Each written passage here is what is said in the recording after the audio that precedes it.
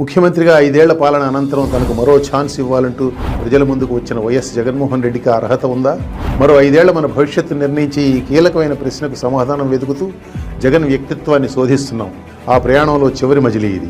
స్వాతంత్ర్యానంతరం దేశ అవినీతి పరులను చాలామందిని చూసింది, కానీ వైఎస్ జగన్మోహన్ రెడ్డికి సాటి రాగలవాడు మరొకడు లేడు. ఆయన అవినీతిని కొత్త పుంతలు తొక్కించిన ఘనుడు, పిడి ప్రోకోను దేశానికి పరిచయం చేసిన మేధావి.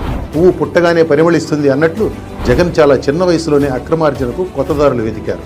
ఈయన డబ్బుల కలెక్షన్ అనేది ఎప్పుడో తండ్రి వైఎస్ఆర్ ఉమ్మడి ఆంధ్రప్రదేశ్ పీసీసీ అధ్యక్షుడిగా ఉన్న కాలం నుంచే మొదలైంది. అప్పట్లోనే జగన్ సిగ్మా ఆక్సిజన్, సాయి సూర్య వేర్ హౌసింగ్ వంటి కొన్ని షెల్ కంపెనీలలో దొంగదారిని 35 కోట్ల రూపాయలు పెట్టుబడి పెట్టి తాను ఆ కంపెనీల నుంచి అదే డబ్బు మళ్లీ అప్పు తీసుకున్నట్టుగా చూపించి 2003లో సండూర్ పవర్ అనే కర్ణాటక కంపెనీ కొన్నారు. ఇక వైఎస్ఆర్ 2004లో ముఖ్యమంత్రి అయ్యాక తండ్రి అధికారం అండగా జగన్ అవినీతి ఊడలు దిగింది. సిబిఐకి దొరికిన లెక్కల ప్రకారమే ఆ టైంలో జగన్ కూడబెట్టిన అవినీతి సొమ్ము 43,000 కోట్లు. దాని నుంచి ఏటా వచ్చే 1,000 కోట్ల ఆదాయాన్ని ఆయన ఇప్పటికీ అనుభవిస్తూనే ఉన్నారు. తినమరిగిన కోడి సామెతలో లాగా జగన్ ముఖ్యమంత్రి అయ్యాక ఆయన అవినీతి విశ్వరూపం దాల్చింది. అధికార పీఠం అధిష్ఠించగానే జగన్ అవినీతిని పూర్తిగా కేంద్రీకృతం చేశారు.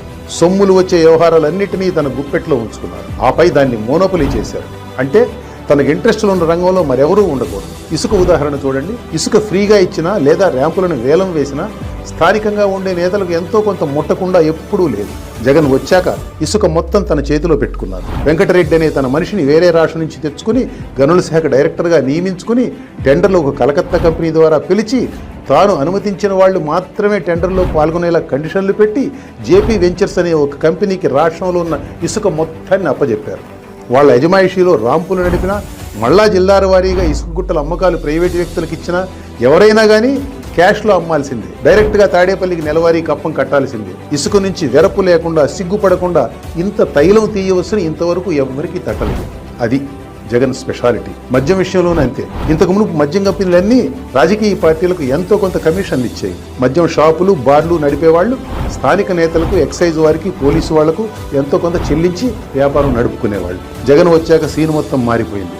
మనకు ఒకటిచ్చేదేమిటి, మనమే మొత్తం, మనదే మొత్తం అనే పాలసీ తెచ్చారు. ఇక్కడ కూడా బయట నుంచి వాసుదేవరెడ్డి అనే మరో కావాల్సిన అధికారిని తెచ్చుకుని కీలక స్థానంలో కూర్చోబెట్టారు. మద్యం తయారు చేసే డిస్టిలరీలన్నీ కబ్జా పెట్టారు. అమ్మకాలు కూడా తన కనుసన్నల్లో ఉండేలా టోకు వ్యాపారంతో పాటు మద్యం రిటైల్ వ్యాపారంలో కూడా సర్కారును దించారు. పూర్తి గుత్తాధిపత్యం అన్నమాట.